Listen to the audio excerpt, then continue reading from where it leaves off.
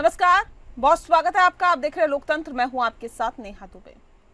लोकतंत्र में आज बात होगी उन राज्यों की जहां पर चुनाव होने वाले हैं। विधानसभा चुनाव बेहद नजदीक है उन राज्यों में जहां पर लगातार राजनीतिक पार्टियों की नजर है। बता दें आपको कि बीजेपी 3 राज्यों के आगामी विधानसभा चुनावों को लेकर चुनावी मोड में नजर आ रही है। पार्टी के चाणक्य और केंद्रीय गृह मंत्री अमित शाह इसी के चलते बिहार, बंगाल और तमिलनाडु का चुनाव हो जाने तक हर महीने 2-2 दिन का दौरा कर पार्टी की चुनावी तैयारियों को बूस्टर डोज देंगे। बीजेपी इन 3 बड़े राज्यों बिहार, बंगाल और तमिलनाडु में अपनी जीत सुनिश्चित करने के लिए अपनी पूरी ताकत झोंकने को संकल्पबद्ध है। इसीलिए शाह शुक्रवार को संसद सत्र का अवसान होते ही तत्काल चुनावी मिशन पर निकलने को तत्पर है। अप्रैल महीने से ही वह इन तीनों राज्यों में हर महीने अपना दौरा करेंगे। शाह 30 अप्रैल को बिहार जाएंगे और वहां 1 महीने तक राज्यों के नेताओं के साथ बीजेपी की चुनावी तैयारियों की समीक्षा करेंगे। इसी तरह वह बंगाल में भी 14 और 15 अप्रैल को अपने चुनावी दौरों की शुरुआत करेंगे। बीजेपी पश्चिम बंगाल और तमिलनाडु में अभी भी चुनौती का सामना कर रही है। बंगाल में एक प्रमुख राजनीतिक ताकत के रूप में उभरने की तमाम कोशिशों के बावजूद भाजपा को अब तक केवल आंशिक सफलता ही मिली है। लेकिन अब वक्फ और टीचर भर्ती स्कैम से ममता और बीजेपी को सियासी असलहा मिल गया है। उधर बंगाल में रामनवमी में सियासत देखी गई। जय श्री राम के नारों के साथ ही शोभा यात्राएं निकली। वह टीएमसी पर भी आरोप है कि बीजेपी त्योहार की आड़ में माहौल को बिगाड़ने की साजिश रच रही है, लेकिन ममता बनर्जी ने उसे असफल कर दिया है। वैसे रामनवमी के मौके पर बीजेपी बंगाल में किस मुद्दे पर चुनाव लड़ना है उसके स्पष्ट संकेत दे चुकी है। बीजेपी, आरएसएस और अन्य हिंदूवादी संगठनों ने पश्चिम बंगाल में तकरीबन 2000 शोभा यात्राएं निकाली। ममता बनर्जी ने पिछले चुनाव को बंगाली बनाम बाहरी की लड़ाई का सियासी रंग दिया था।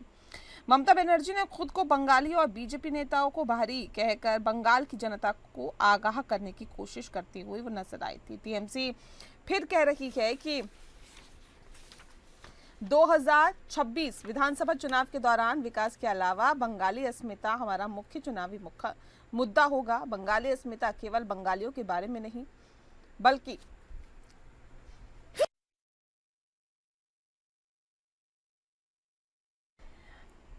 इसमें सभी भूमि पुत्रों के लिए अपील है। ऐसे में साफ है कि बीजेपी के हिंदुत्व को काउंटर करने के लिए ममता बनर्जी बंगाल अस्मिता के मुद्दे को फिर से उठा सकती है। आज हम बंगाल और बिहार की राजनीति को समझने की कोशिश करेंगे।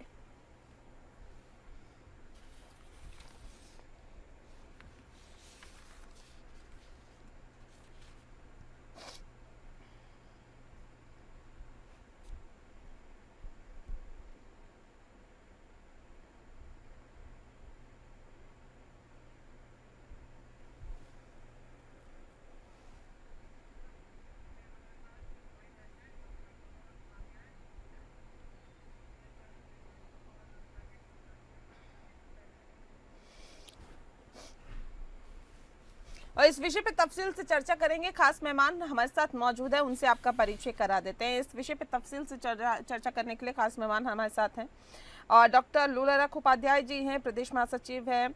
बहुत बहुत स्वागत है आपका लोलारख जी। और साथ ही हमारे साथ राकेश पोद्दार जी जुड़ गए हैं, प्रवक्ता है भारतीय जनता पार्टी के। आपका भी बहुत बहुत स्वागत है। इस खास कार्यक्रम की शुरुआत राकेश पोद्दार जी आपके साथ ही करते हैं। सर, सीधे सीधे ये आरोप लग रहा है कि जो भारतीय जनता पार्टी है उन राज्यों में ज्यादा फोकस करती है जहां पर चुनाव होने वाले, मतलब चुनावी मोड में हमेशा रहते हैं, वो तो ठीक है, लेकिन जनता के लिए कहां से सही है ये कि जहां जहां चुनाव होते हैं वहां पे तो आप एक्टिव हो जाते हैं और बाकी राज्य?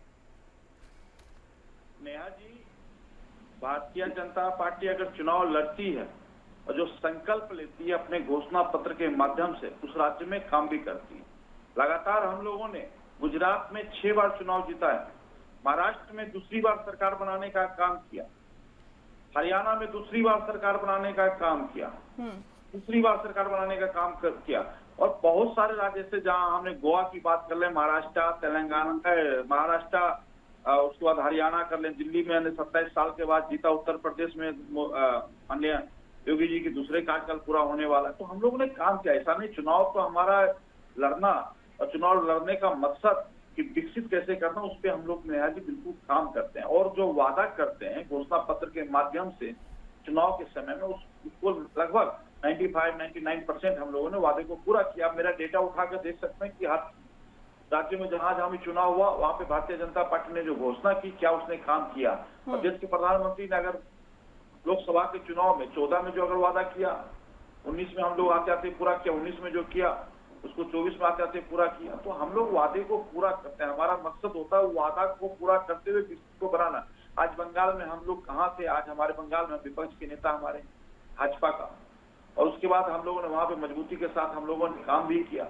तो हमारा मकसद होता कि हर राज्य हमारे लिए बराबर है, हर राज्य के जितने भी जनता जनार्दन है और जितने समाज के लोगों को जोड़ते हुए विकसित भारत बनाने का जो सपना 2043 का, उस सपने पे हम लोग कहीं ना कहीं निहायत साकार रूप से उतरेंगे। रही बिहार की बात, कल बिहार में राहुल गांधी जी गए बिहार, बहुत अच्छी बात है, आना चाहिए, विवाह है, आना चाहिए। लेकिन वहां पे आपने देखा उनकी भाषाओं को, एक तरफ वीआईपी पार्टी कहती मैं 60 पे लड़ूंगा, कांग्रेस कहती 70 पे लड़ूंगा, मुख्यमंत्री का चेहरा नहीं है। तो ये सब इनके मकसद हैं, इनका कोई नीति है, ना नियत है, ना निष्ठा है, ना काम करने की इनकी इच्छा है, सिर्फ सत्ता के लोग लोभी हैं। और कभी कहते हैं कि जाति जनगणना कराएंगे। अरे भैया, आप महागठबंधन की सरकार थी, आप तो कांग्रेस उस समय सरकार में थी, नीतीश जी के साथ थे, उसी जाति जनगणना पे सवाल उठा लेते हैं। कल बिहार गए तो उन्होंने कहा कि हमारी पार्टी है और हम अपनी पार्टी में सभी जिला अध्यक्ष दलित और अति पिछड़ा को बनाने का काम किया, स्वर्णों को निकालने का काम किया, स्वर्ण फर्स्ट कैटेगरी में आते हैं। तो ये इनकी मकसद है, इनका मंशा है, इनका मंशा नहीं है। और बिहार के अंदर माई समीकरण चल रहे हैं। उत्तर प्रदेश, बंगाल की बात करें, बंगाल में एक तरफ 70% 65% की लोग बात करते हैं, तो हम लोगों की नहीं। और बंगाल में आपने देखा वो शिक्षा के माध्यम से शिक्षक का कैसे घोटाला हुआ, बहुत सारे मुद्दे हैं, उनके मुद्दे बहुत सारे हैं। हम लोगों के मुद्दे होते हैं हमेशा विकसित बनाने का मुद्दा होता है। जी लोलारक जी, किस तरह से देखते हैं? तो कह रहे हैं कि देखिए हम लोग तो बिल्कुल साफ सुथरी छवि के साथ आगे बढ़ रहे हैं, दिक्कत कहाँ है? दिक्कत कहाँ है, ये दिक्कत इनसे पूछिएगा, माननीय पोद्दार जी से। पहले तो मैं आपको नमस्कार कर रहा हूँ, सारे साथियों को नमस्कार कर रहा हूँ। दूसरी चीज ये है कि खाते में पैसे आते रह गए, खाते में पैसे आते रह गए। जैसा कि भाई साहब ने कहा कि जो पार्टी संकल्प लेती है, पार्टी संकल्प को पूरा करती है। तो पार्टी ने एक लोगों का खाता खुलवा दिया और खाता खुलवाने के बाद आज तक 15 लाख रुपए आते रह गए। दूसरी चीज, इन्हीं के बड़े नेताओं ने घोषणा की थी कि मैं बनारस को जापान की राजधानी क्यों बनाऊंगा, वो भी नहीं बन पाया। शिक्षा, रोजगार, सब बेरोजगार हो गए। अडानी अंबानी को ये लोग ऊपर उठाते चले गए और बाद में कहा गया तो अमेरिका ने जब इनके ऊपर, अमेरिका में जब आई बात, तब जाकर के पता लगा कि हाँ वाकई में अडानी या अंबानी ये गलत है, जनता के महसूस हुआ। अब 5 किलो राशन खिला करके और देश में पक्का झूठ बोलकर जो राज करे, उससे बड़ा और क्या हो सकता है। हम तो मात्र 2 ही मिनट में इनकी बात को समाप्त करता हूँ कि ये इनकी पार्टी के मेन उद्देश्य है कि झूठ बोलो, राज करो, और मेरा कहना है कि भाग जा, माने इसको भगाओ। वक्फ संशोधन बिल का बिहार में फर्क पड़ेगा क्या, असर पड़ेगा? नहीं, देखिए ऐसा है, बिहार में वक्फ बोर्ड का नहीं, पूरे देश में वक्फ बोर्ड का ये बहुत बड़ा जो है नफरत की भावना इन लोगों में आई है। ये नफरत की भावना कहाँ से आई, कैसे आई, किन बिंदुओं में आई, अब उस पर भी तो यदि सोचा जाए तो नफरत नहीं सिखाता आपस में बैर करना। शायद आपको याद होगा कि किसी कवि ने कहा था कि नफरत नहीं सिखाता आपस में बैर रखना। नफरत नहीं सर, मजहब नहीं सिखाता, मजहब। हाँ, मजहब नहीं सिखाता आपस में बैर रखना। तो मजहब माने उर्दू शब्द हो गया। तो जब मजहब उर्दू शब्द हो गया तो कौन सी इनको घृणा हो गई वक्फ बोर्ड की जमीन के लिए? या आपसे मैं कहना चाहूंगा कि माननीय अटल बिहारी देश के प्रधानमंत्री थे। नहीं, मुझे ये बताइए, ये देखिए अमित शाह के दौरे लगातार हो रहे हैं, लगता है कि बिहार में इस बार चाणक्य नीति काम कर जाएगी एक बार फिर से? देखिए ऐसा है, चाणक्य नीति तो काम करती है बड़े अच्छे ढंग से, लेकिन जब सही जगह चाणक्य नीति आती है तो ये कहते हैं दंगा फसाद करा के जीत रहे हैं। जैसे बंगाल में ममता बनर्जी जी जब मैदान में आ जाती हैं और उनके लोग मशीन से लेकर के घसीन तक पीट के खत्म कर देते हैं, तब कहते चिल्लाते हैं कि ममता जी अच्छा नहीं कर रही है। तो कौन अच्छा नहीं कर रहा है, इसको अब कैसे देखा जाए, किस परिस्थिति में देखा जाए, क्यों देखा जाए, ये समझ में नहीं आ रहा। सुमित जी का रुख कर लेती हूँ। सुमित जी देखिए, बिहार में तो सियासत अपने चरम पर है, लेकिन पश्चिम बंगाल में भी चुनाव नजदीक है और ऐसे में जब अमित शाह के दौरे हो रहे हैं, मुद्दे भी कई है, चाहे वक्फ की बात करें या टीचर स्कैम की बात करें, भर्ती स्कैम की, क्या लग रहा है कि इस बार मुद्दे हैं और कहीं ना कहीं तय कर चुकी है टीएमसी कि किन मुद्दों के आधार पर ही आगे चुनाव में जाना है? सुमित जी, बंगाल का मुद्दा नहीं है, तो हमारे देश के गृह मंत्री दौरे कर रहे हैं बिहार, पहले बिहार बचाएं।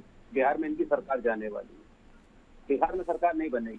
और रही बंगाल की बात, तो बंगाल में जो स्कैम हुआ वो कोई स्कैम नहीं हुआ, उसके ऊपर रोक लग गई है, सुप्रीम कोर्ट ने उसके ऊपर रोक लगा दी है, उसकी जांच होगी। हम भी ये चाहते हैं उसकी जांच हो, लोगों को न्याय मिले। क्योंकि ने कल ही कहा था कि मैं सारे उन बच्चों के संग में, उन सभी स्टूडेंट्स के संग में हूँ जिनके उस संग में न्याय हुआ है, जिनकी नौकरी गई है। तो ऐसा नहीं है कि हम उनके संग में नहीं है, उनके संग में खड़े होकर के काम करेंगे, कंधे से कंधा मिलाकर के लड़ाई लड़ेंगे। पर आज देश की स्थिति क्या बनती चली आ रही है, ये लोग हिंदू मुस्लिम सिख ईसाई इसके ऊपर बात करते हैं, महंगाई के ऊपर कोई बात नहीं करता है। आप देखिए 2 रुपए प्रति लीटर इन्होंने डीजल और उसके ऊपर बढ़ा दिया, उसके ऊपर कोई बात नहीं करेगा। गैस के दाम बढ़ा दिए इन्होंने, उसके ऊपर कोई बात नहीं करेगा। इनकी मुख्यमंत्री और दिल्ली की मुख्यमंत्री बैठ करके विपक्ष के नेताओं को गाली बकती है, उसके ऊपर कोई बात नहीं करेगा। चुने हुए पूर्व मुख्यमंत्री अखिलेश यादव को ये टोटी चोर कहते हैं, ये कौन सी भाषा है इनकी, क्या सिखाता है? और रही देश के गृह मंत्री हमारे देश के गृह मंत्री बांग्लादेश की बातें करते हैं। बांग्लादेश में आप अपने साथियों को पूरा फायदा पहुंचा रहे हैं, पावर सप्लाई कर रहे हैं, बिजली का काम करा रहे हैं, तो रोहिंग्या वहां से नहीं आ रहा है। अब देखिए बहुत से मुद्दे ऐसे हैं। रही बात वक्फ की, ये वक्फ क्या है आप समझिए चीजों को। वक्फ इनके केवल 2 साथियों को फायदा पहुंचा रहा है। वक्फ की जो लेकर के आए हैं केवल दो साथियों को, अंबानी और अडानी। अंबानी का घर भी वक्फ के ऊपर है, पहले तो उसे गिराइए आप, पहले तो उसे गिराइए। क्यों नहीं गिरा रहे हैं उसे? इनको केवल अपने साथियों को फायदा पहुंचाना है और कोई मसला नहीं है पूरे देश का, कोई मसला नहीं है पूरे देश में। ठीक है, राकेश जी जवाब दीजिए। कह रहे वक्फ में भी आप 2 लोगों का फायदा ढूंढ रहे हैं, कोई फर्क नहीं पड़ेगा इससे? देखिए, मैं स्पष्ट रूप से कहना चाहता हूँ, अफगानिस्तान से पठान साहब आए, हैदराबाद में जाके बस गए, बुखारा से बुखारी साहब आए, इमाम बनने के लिए पूरा जमा मस्जिद कब्जा कर लिया, वहाँ की जमीन कब्जा कर लिया। और मदनी साहब जो आज बोले जमाते उलमा के जो राष्ट्रीय अध्यक्ष हैं, मदनी साहब आए मदीना से, उनको और आके यहाँ के सारे की जमीन कब्जा कर लिया। तो कुल मिलाकर इनकी है। और मैं कहता हूँ स्पष्ट रूप से जितने भी वक्फ बोर्ड की संपत्ति होगी, वक्फ बोर्ड की संपत्ति पारदर्शित करेगी केंद्र सरकार राज्य सरकार मिलकर। और जो भी व्यक्ति सही तरह से जिनके पास कागज होंगे, उनको वक्फ बोर्ड के पास कागज होंगे तो वक्फ बोर्ड की संपत्ति होगी, नहीं होगी तो रेवेन्यू के माध्यम से हम उस संपत्ति को सरकार, केंद्र सरकार राज्य सरकार अपने पास लेगी। उसके जो बेनिफिट होंगे गरीब बच्चों में मुसलमान बेटी और बेटियों को लाभ देने का काम करेंगे, किसी अंबानी अडानी को नहीं दिया जाएगा। और आपके चैनल के माध्यम से स्पष्ट रूप से कहना चाहता हूँ कि वक्फ बोर्ड की संपत्ति है या नहीं है, मस्जिद का मस्जिद वहीं रहेगा, कब्रिस्तान का जगह कब्रिस्तान ही रहेगा, मदरसा की जगह मदरसा ही रहेगा, या कागज हो या ना हो। अब रही बिहार की बात, बिहार के इन्होंने कहा कि बिहार की जनता हमें हराएगी। 2005 का चुनाव जीता हम लोगों ने, 9 का जीता, 10 का जीता, 14 का जीता। ये तो कह रहे हैं कि देखिए त्योहारों की आड़ में भारतीय जनता पार्टी जो है वो माहौल खराब करने की कोशिश करती है। बिहार में आप देखिए डबल पुल गिरते चले जा रहे हैं। विकास के ऊपर बात करें, विकास कितना पागल हो गया बिहार का। भैया सुन लीजिए, आपने पुल गिरते चले जा रहे हैं, ये विकास है आपका। लोग बेरोजगार हो रहे हैं। और सुनिए रामनवमी के जुलूस में वहाँ पे लाठी डंडे चल रहे हैं, गोलियां चल रही हैं। वाह रे वाह, हिंदुओं के ऊपर यहाँ गवर्नमेंट है। नेहा जी, आपने दिया बोलने के लिए, अब मेरा कर्तव्य बनता कि मैं इस पे बोलूं। थोड़ा सा उनको बोलने को मौका दिया तो आप लोग ने काफी नहीं, देर बोलिए जल्दी रखिए अपनी बात सर, फिर मैं बाकी गेस्ट का भी रुख करूंगी ना, बोलिए। हाँ, तो मैं कहता हूँ कि हमारा एक ही मकसद है, देश के प्रधानमंत्री कहते हैं कि दुआ करो हमारा भारत फिर से महान बने, दुआ करो हमारा भारत फिर से महान बने, हर हिंदू विवेकानंद, हर मुसलमान कलाम बने। हम इस पे काम कर रहे हैं। और ना हिंदू और मुस्लिम, अगर हिंदू और मुस्लिम मैं करता तो मैं काफी समय लगेगा, मैं बता दूं हिंदू और मुस्लिम कौन करते हैं। और स्पष्ट रूप से जब से देश से आजादी हुई आज तक हिंदू और मुस्लिम, आप वक्फ बोर्ड की संपत्ति पे इनको समझा दीजिए। 8 पॉइंट सरकार ने, चाहे नीतीश कुमार जी ने, चंद्रबाबू नायडू ने अपने पॉइंट्स दिए जिसमें मुसलमानों का ही भला होगा वक्फ बोर्ड की संपत्ति से, किसी हिंदू का भला नहीं होगा। जो रेवेन्यू के माध्यम से जितने पैसे की आमदनी होगी मुसलमान के लिए ही काम किया जाएगा। और मैं आपके चैनल पे स्पष्ट मुसलमान चिल्ला रहे हो, कुमार या नायडू नहीं बोले हैं। आप एक चीज बताइए, अरे ये इनकी भाषा है, भारतीय जनता पार्टी की भाषा है, नायडू की भाषा नहीं है। इनके यहाँ ये नीतीश कुमार की भाषा नहीं है, ये भाजपा की भाषा है।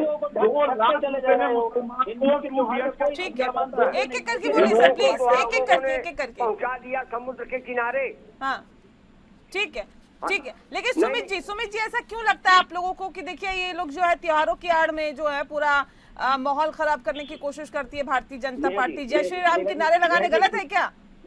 एक चीज बताइए, इन्होंने कौन सा भला करा मुझे आप बताइए ना। इन्होंने जय श्री राम बोलना गलत है क्या? इन्होंने अच्छा हिंदू भाई को क्या होगा? जय श्री राम बोलना गलत है या नहीं है, मुझे इतना बताइए।